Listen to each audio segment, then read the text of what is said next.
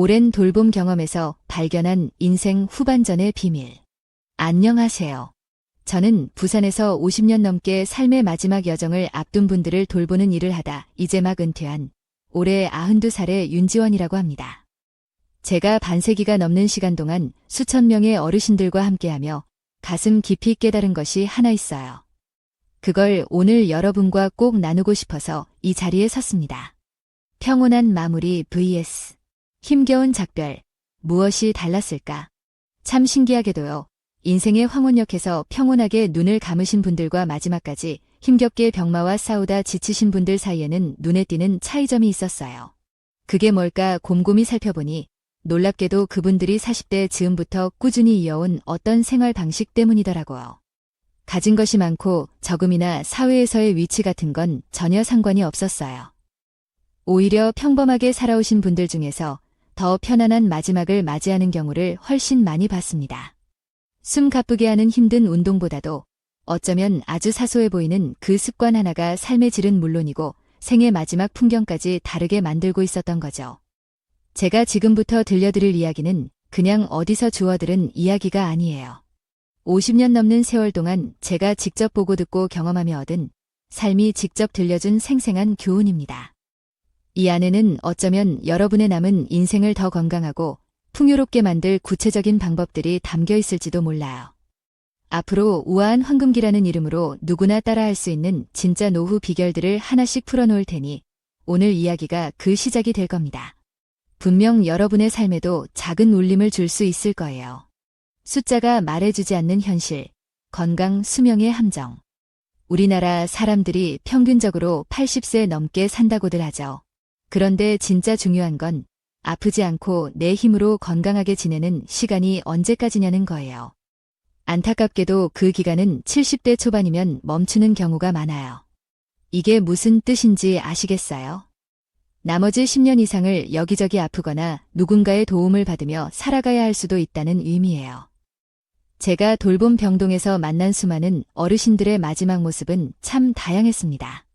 어떤 분은 정말 잠든 듯 평온한 얼굴로 떠나셨고 또 어떤 분은 마지막 순간까지 고통과 싸우느라 너무나 힘겨워하셨죠. 그 차이를 만든 건 돈도, 학벌도, 명예도 아니었어요. 두 어르신의 엇갈린 마지막. 특히 기억에 남는 두 분이 계세요. 한 분은 평생 바닷가에서 어부로 살았던 안민식 어르신이셨어요.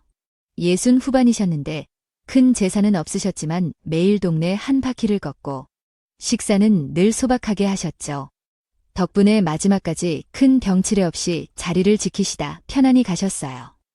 반면에 최 교수님이라는 분은 명문대 교수로 정년 퇴임하시고 경제적으로도 아주 여유로우셨어요. 최고급 건강검진에 좋다는 건 다 챙겨 드셨죠. 하지만 70 중반에 여러 질병으로 고생하시다 결국 병원에서 힘겹게 눈을 감으셨습니다. 이런 상반된 모습들을 보면서 저는 한 가지 중요한 사실을 깨달았어요. 우리가 건강을 위해 좋다고 믿었던 것들, 비싼 영양제, 힘든 운동, 최신 의료 기술 같은 것들이 반드시 정답은 아니라는 것을요. 진짜 삶을 바꾸는 열쇠는 오히려 너무 사소해서 우리가 쉽게 지나쳐버리는 일상의 작은 습관 속에 숨어 있었습니다. 내가 이렇게 될 줄은 몰랐어요. 제가 처음 이 일을 시작했을 때 가장 충격적이었던 건 많은 환자분들이 한결같이 내가 이렇게 될 줄은 정말 몰랐어요 라고 말씀하시는 거였어요. 더 놀라운 건 평생 건강에 신경 쓰고 나름대로 관리해왔다고 생각했던 분들일수록 그런 말씀을 더 자주 하셨다는 점이에요.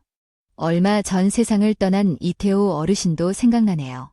젊어서부터 마라톤을 즐기며 누구보다 건강에 자신 있다고 하셨던 분인데 결국 갑작스러운 병 앞에서는 속수무책이셨죠.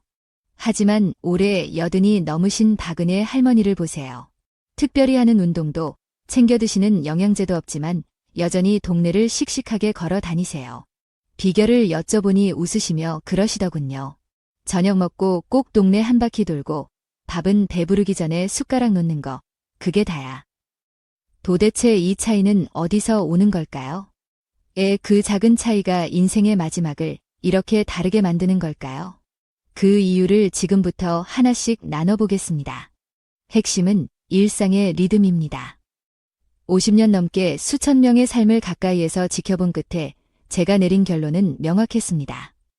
한 사람의 건강 수명을 결정짓는 가장 중요한 요소는 화려한 운동 프로그램이나 값비싼 건강 관리가 아니라 바로 하루하루를 어떤 리듬으로 살아가는가에 달려 있었어요. 눈에 잘 띄지는 않지만 꾸준히 이어지는 생활 습관, 이 작고 단순한 반복들이 결국 한 사람의 인생 후반부를 완전히 다른 모습으로 만들고 있었던 거죠. 제가 만난 90대 건강한 어르신들의 삶을 들여다보면 공통된 생활 방식이 보여요. 매일 비슷한 시간에 잠에서 깨고 아침 시간은 조용히 산책으로 시작하고 식사는 늘 적당량만 천천히 드시고 밤 9시쯤이면 조용히 하루를 마무리하며 잠자리에 드는 그런 규칙적인 일상 말이에요. 더 놀라운 건 이분들 대부분이 우리가 흔히 생각하는 건강보조식품이나 비싼 운동기구를 사용해 본 적이 거의 없다는 사실이에요. 대신 매일 채소를 충분히 먹고 과식을 피하고 걷는 것을 생활화하셨죠. 그런 평범한 습관들이 모여 결국 누구보다 건강하고 단단한 노후를 만들어낸 겁니다. 아침을 여는 작은 의식의 힘. 제가 자주 뵙던 오미자 할머니는 올해 86이신데 50년 전에 큰 병을 앓으셨다는 게 믿기지 않을 정도로 정정하세요. 비결을 여쭤봤더니 이렇게 말씀하시더군요. 하루 중에 아침 시간이 제일 중요해.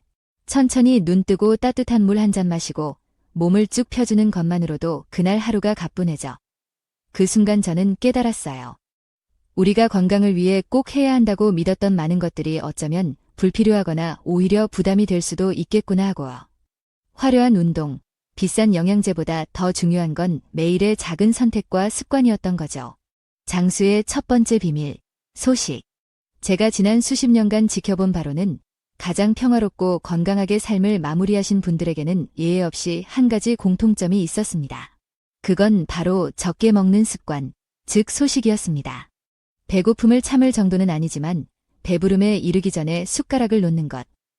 그것이 그분들의 식사 원칙이었어요. 실제로 건강하게 오래 사신 분들은 대부분 한 끼 식사로 밥 반 공기 정도만 드셨습니다. 너무나 평범해서 놓치기 쉬운 이 작은 실천이 실은 가장 확실하고 강력한 건강 비결이었던 거죠. 시간이 생명을 살린다. 식사 속도의 마법. 구체적인 사례를 하나 더 말씀드릴게요. 제가 만난 분 중 가장 인상 깊었던 분은 문희숙 할머니세요. 올해 83이신데 70대 중반에 암 말기 판정을 받고 의사로부터 3개월 시한부 선고를 받으셨대요. 그런데 그 예상을 깨고 무려 8년 넘게 건강하게 더 사셨어요. 그 힘은 어디서 나왔을까요? 할머니의 하루는 늘 같은 리듬으로 움직였어요. 아침 6시면 일어나 따뜻한 물을 마시고 20분 정도 천천히 동네를 걸으셨죠. 식사는 반드시 20분 이상 천천히 꼭꼭 씹어 드셨고 저녁 7시 이후에는 물 외에는 아무것도 드시지 않으셨어요. 이 단순하고 철저한 생활 리듬이 할머니의 생명을 연장한 힘이었던 겁니다. 특히 제가 주목했던 건 식사 속도였어요. 음식을 천천히 오래 씹어 드시는 분들이 유독 건강하게 오래 사셨습니다. 보통 바쁜 현대인들은 한 끼 식사를 10분도 안 돼서 끝내곤 하잖아요. 그런데 평균적으로 20분 이상 천천히 식사하는 분들은 그렇지 않은 분들보다 평균 8년 이상 더 건강하게 사셨다는 연구 결과도 있더라고요. 이 모든 이야기가 증명하는 건 단 하나입니다. 건강하고 오래 사는 삶은 거창한 게 아니라는 것. 작고 반복적인 습관들이 모여 만들어내는 일상의 리듬. 그것이야말로 우리 삶을 지켜주는 가장 든든한 울타리였습니다. 운동, 격렬함보다 꾸준함. 그런데 여기서 또 하나 중요한 요소가 있죠. 바로 운동입니다. 그런데 제가 오랜 세월 관찰한 결과는 우리가 흔히 아는 상식과는 조금 달랐어요. 등산이나 테니스처럼 땀을 뻘뻘 흘리는 격렬한 운동을 해야 건강해진다고 믿는 분들이 많잖아요. 하지만 실제로는 달랐습니다. 매일 30분씩 꾸준히 걷는 것. 그것이야말로 가장 안전하고 효과적인 건강 유지 방법이었습니다. 91살까지 정정하셨던 신동진 어르신은 이렇게 말씀하셨죠. 산에 힘들게 오르는 것보다 평지 천천히 걷는 게 우리 나이엔 100번 나아. 숨찬 건 젊을 때나 좋지 늙으면 무리일 뿐이야. 잠, 시간보다 리듬. 또 다른 중요한 요소는 잠입니다. 많은 분들이 잠은 무조건 8시간을 채워야 한다고 생각하시지만 제가 곁에서 본 수많은 사례는 다른 이야기를 들려줬어요. 얼마나 오래 자느냐보다 중요한 건 언제 자고 언제 일어나는가였습니다. 매일 비슷한 시간에 잠자리에 들고 비슷한 시간에 눈을 뜨는 규칙적인 수면 패턴을 유지한 분들이 훨씬 더 건강한 노년을 보내셨어요. 잠의 양보다 리듬이 더 결정적이었던 거죠. 마음의 평화, 작은 기쁨 찾기. 그리고 절대 빼놓을 수 없는 것이 바로 마음 관리, 즉 스트레스를 다스리고 평온함을 유지하는 능력입니다. 제가 지켜본 수많은 마지막 순간들 속에서 가장 평온하게 세상을 떠나신 분들에게는 하나의 공통점이 있었어요. 그분들은 큰 목표나 많은 재산보다는 일상의 작은 기쁨을 누릴 줄 아는 마음을 가지고 계셨습니다. 어떤 할머니는 매일 아침 베란다에 나가 작은 화분에 물을 주며 하루를 시작하셨어요. 제가 조심스레 여쭤봤죠. 할머니, 매일 이렇게 화초 돌보시는 게 힘드시진 않으세요? 그러자 할머니는 웃으며 답하셨어요. 나이 들수록 내 손으로 할 수 있는 일이 줄어들잖아. 그런데 이 작은 생명 하나 돌보는 게 내가 아직 살아있다는 걸 느끼게 해줘. 그 말씀이 제 마음에 깊이 와닿았습니다. 실제로 소소한 취미 생활을 꾸준히 하시는 분들은 그렇지 않은 분들에 비해 치매 발병률도 현저히 낮았습니다. 작은 취미 하나가 뇌를 자극하고 삶의 의미를 더해주는 것이죠. 모든 것은 적당히, 절제의 미덕. 그리고 제가 오랜 시간 가장 강조해 온 한 가지는 바로 절제입니다. 건강을 위한다는 이유로 우리가 얼마나 많은 것을 과도하게 섭취하고 있는지 모릅니다. 담배나 술은 물론이고 몸에 좋다는 건강식품이나 영양제도 마찬가지예요. 지나치면 모두 독이 됩니다. 제가 만난 가장 건강한 어르신들은 하나같이 입버릇처럼 이 말을 하셨어요. 모든 것은 적당히, 딱 거기까지만. 노후 자금, 중요한 건 균형. 이제 많은 분들이 가장 궁금해하시는 노후 자금에 대해 이야기해 볼까요? 어떤 어르신은 은퇴 후 모아둔 돈을 전부 건강관리에 쏟아부으셨어요. 최고급 한약, 비싼 영양제, 매달 수십만 원짜리 헬스클럽 회원권까지. 하지만 결과는 어땠을까요? 그분이 70 중반의 병원에 오셔서 제게 하신 말씀이 아직도 생생합니다. 돈이면 건강도 살 수 있을 줄 알았는데 그게 아니었어. 반면 시장에서 평생 나무를 파셨던 김 할머니는 전혀 다른 길을 걸으셨어요. 힘들게 모은 돈을 아주 계획적으로 관리하셨죠. 혹시 모를 병원비를 위한 적금, 매달 생활비를 위한 연금, 그리고 손주들에게 용돈 줄 작은 통장. 이렇게 목적에 맞게 돈을 나누어 관리하셨어요. 제가 본 이상적인 노후 자금 관리 방식은 바로 균형이었습니다. 무조건 아끼기만 하는 것도 반대로 생각 없이 써버리는 것도 결국엔 후회를 남기더라고요. 진짜 중요한 건 오늘과 내일 사이의 균형, 현재의 즐거움과 미래의 안정 사이의 조화였습니다.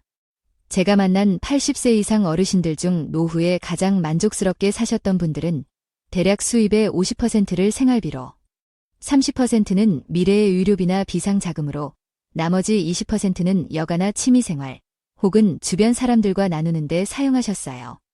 이 비율이야말로 삶의 균형을 잡아주는 중요한 기준이 될 수 있겠죠. 특히 의료비에 대한 대비는 꼭 필요합니다. 건강보험이 많은 부분을 해결해주지만 큰 병이 생기면 생각보다 많은 돈이 들게 마련이거든요.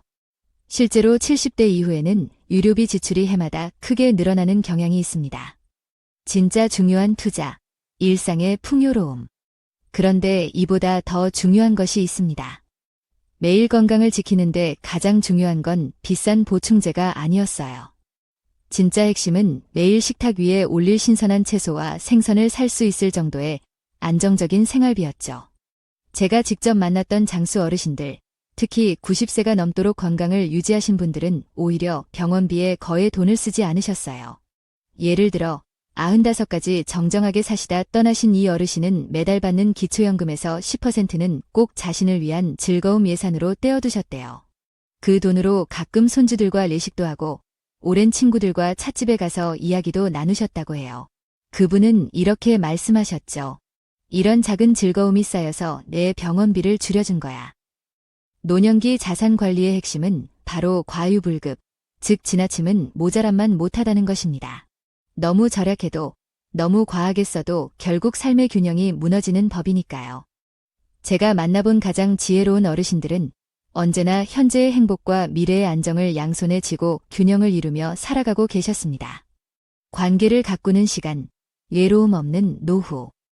그리고 그 중심에는 반드시 관계라는 중요한 가치가 있었습니다.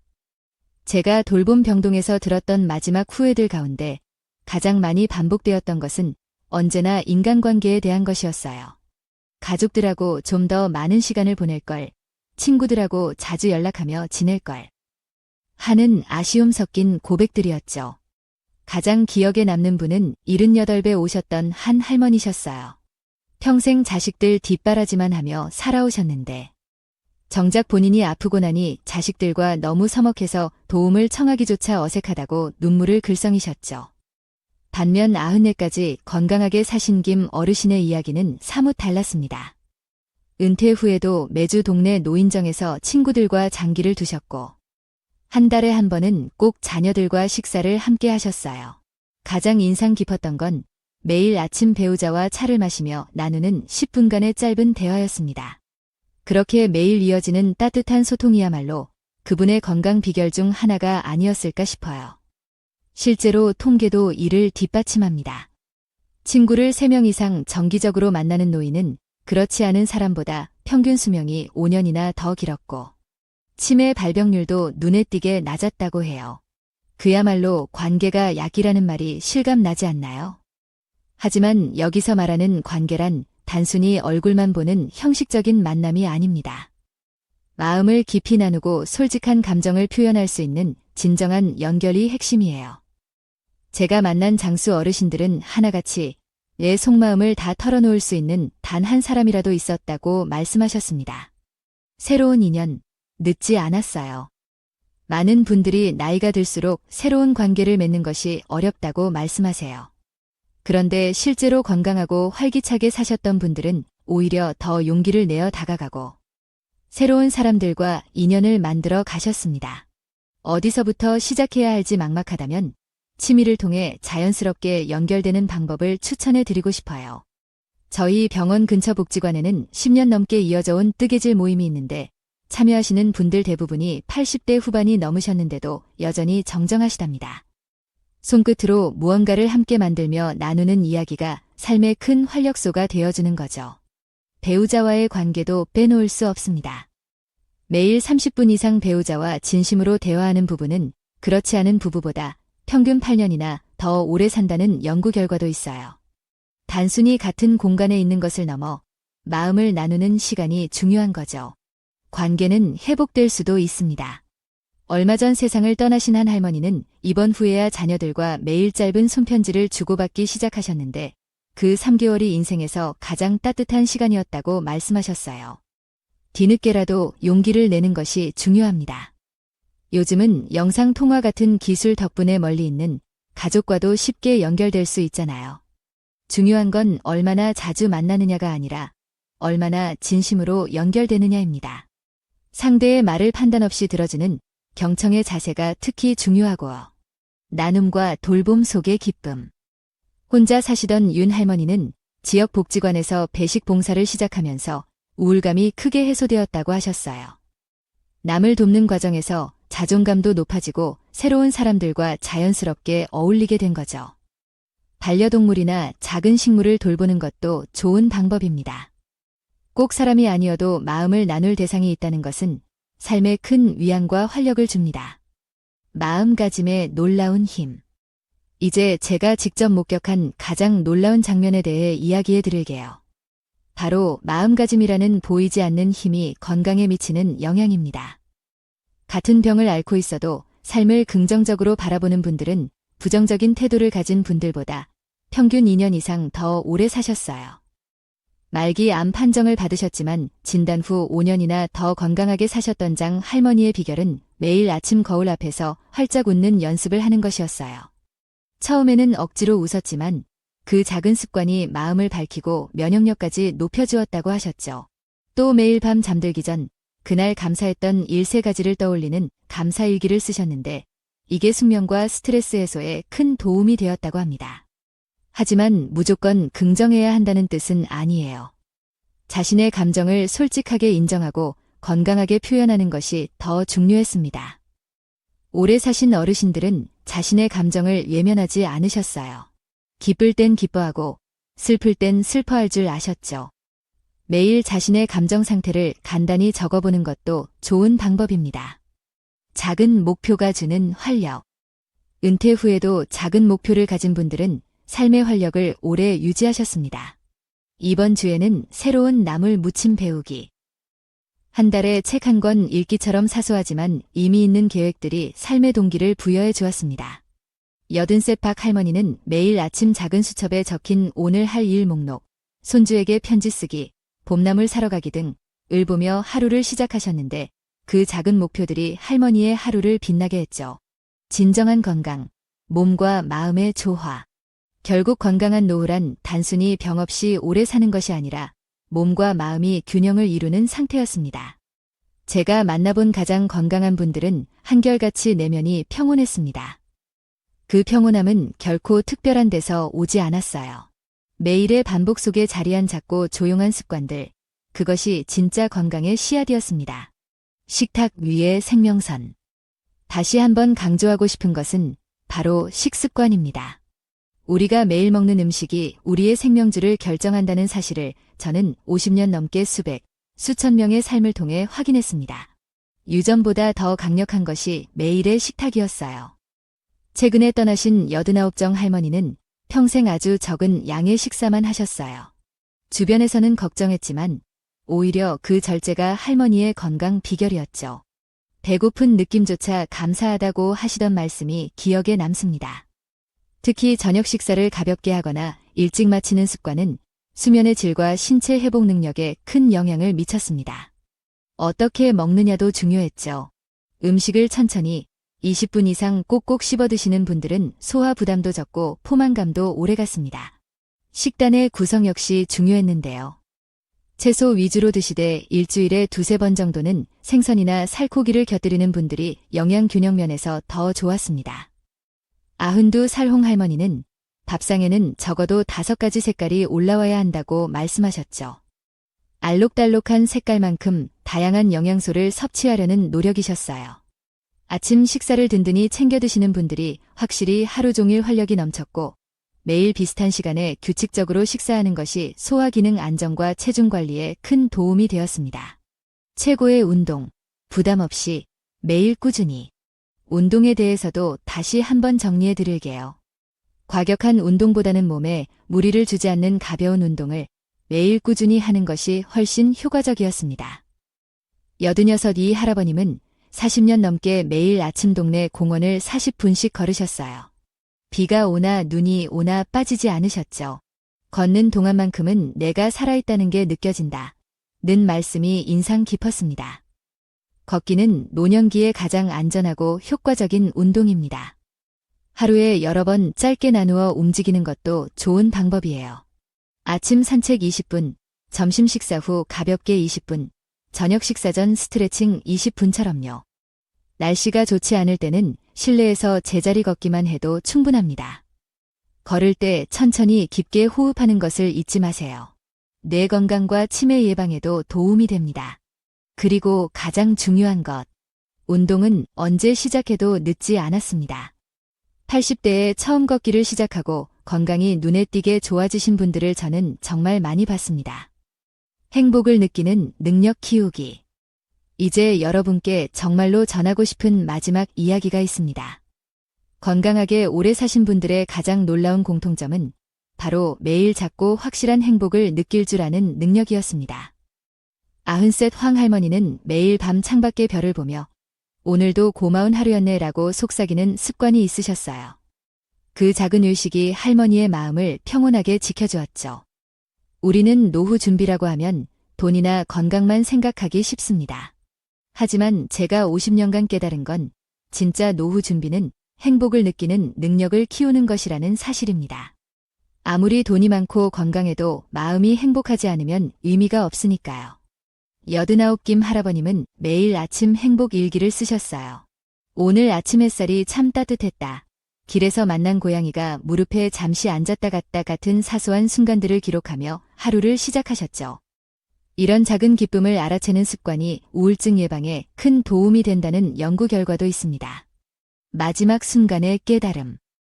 지금 이 순간에도 전국의 많은 병상에는 삶의 마지막을 앞둔 분들이 누워 자신의 삶을 돌아보고 있습니다. 그분들이 공통적으로 남기는 후회 중 가장 많이 들었던 것은 좀 더 행복하게 살 걸 그랬다는 말이었습니다. 더 부자가 되었어야 했다거나 더 많은 일을 했어야 했다는 후회는 거의 없었어요. 스스로에게 허락하지 못했던 그 작은 행복들을 아쉬워하셨죠. 행복은 멀리 있지 않습니다. 내일이나 미래에 있는 것도 아니고 큰 성공 속에 숨어 있는 것도 아닙니다. 지금 이 순간 숨을 쉬고 있다는 사실 하나만으로도 우리는 이미 충분히 행복할 자격이 있습니다. 오늘부터 시작하는 작은 변화. 제가 54년 동안 의사로 또 돌봄 전문가로 살아오며 깨달은 진실은 우리 모두 언젠가 삶의 끝에 다다른다는 것입니다. 그리고 그 마지막 순간 나는 참 괜찮은 삶을 살았어 라고 말할 수 있는 사람만이 진정으로 풍요로운 인생을 산 것이라는 점입니다. 얼마 전 제 손을 잡고 편안히 눈을 감으신 박 할머니의 마지막 말씀이 아직도 귓가에 맴돕니다. 선생님, 저는 참 행복한 사람이었어요. 큰 부자는 못 되었지만 매일 감사하며 살았거든요. 그 한마디가 제게는 50년 넘는 시간 동안 배운 그 어떤 유학 지식보다 더 큰 가르침을 주었습니다. 건강한 노후는 어느 날 갑자기 찾아오는 행운이 아닙니다. 오늘이라는 시간 속에서 우리가 어떤 선택을 하고 어떤 태도로 살아가느냐에 따라 천천히 쌓여가는 결과입니다. 제가 지금까지 말씀드린 모든 지혜들은 하루아침에 이루어지는 것이 아닙니다. 하지만 오늘부터 천천히 하나씩 실천할 수는 있습니다. 다시 한번 요약해 드릴게요. 식사는 천천히, 양은 적당히, 운동은 무리 없이, 매일 꾸준히, 관계는 깊고 진솔하게, 마음을 나누세요. 마음은 늘 감사함으로 채우고 작은 기쁨을 찾으세요. 모든 것은 과하지 않게 균형을 유지하세요. 그리고 꼭 기억해 주세요. 지금 시작해도 결코 늦지 않았습니다. 제가 만난 가장 눈부신 변화를 보여주신 분들은 대부분 80세 이후에 새로운 습관을 시작하신 분들이었습니다. 인생은 경주가 아닌 산책처럼. 마지막으로 진짜 건강한 노후란 얼마나 오래 사느냐가 아니라 어떻게 살아내느냐에 달려 있습니다. 하루하루를 의미 있게 감사하며 살아가는 것. 그것이 제가 50년 넘는 시간 동안 끊임없이 찾아 헤매다 마침내 확신하게 된 단 하나의 해답이었습니다. 제 마음속 깊이 새겨진 김 어르신의 말씀을 끝으로 이 이야기를 맺고자 합니다. 인생은 옆 사람과 경쟁하며 숨가쁘게 달리는 경주가 아니라네. 오히려 햇살 좋은 날, 나 혼자 천천히 걷는 산책길과 같지.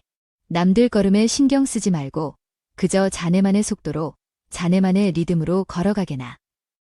이 말씀이 여러분 각자의 삶의 따뜻한 이정표가 되어주기를 진심으로 바랍니다. 지난 50여 년간 수많은 분들의 마지막 여정을 함께하며 제 삶 또한 얼마나 많은 선물로 채워졌는지 모릅니다. 이렇게 제 이야기에 귀 기울여 주셔서 진심으로 감사드립니다. 다음번에는 많은 분들이 걱정하시는 치매를 예방하기 위한 구체적이고 실질적인 방법들에 대해 좀 더 깊이 있는 이야기를 나눠보겠습니다.